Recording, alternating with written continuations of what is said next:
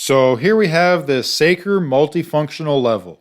This is a 28-inch level that can be folded up into a compact 4-inch by 6-inch block. Now the hinges on this are pretty tight, so it does take a little bit of work to unfold them, but once it's unfolded, it keeps its shape pretty well. And it does bend if I put some force on it, but if you're using it like normal, you shouldn't have any problems. The only downside I've had with this is it doesn't really work as a straight edge because the hinge pieces aren't flush with the aluminum. Now, when I first bought this, I thought it was kind of gimmicky and I didn't think I was going to use it. But I've actually found myself using it more than I thought. This has all the standard level features like the level bubble, plumb bubble, and the 45-degree bubble. Anyway, you can use this to level two sides at once, like at the corner of a table, which is pretty handy.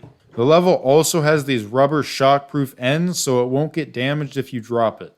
And it also has these strong magnets if you're leveling something that's magnetic. But I haven't really been able to use this feature. Now, the best part about this level is it can fit in a toolbox. Yep, that's right. Its folding compact design makes it small enough to just toss it in.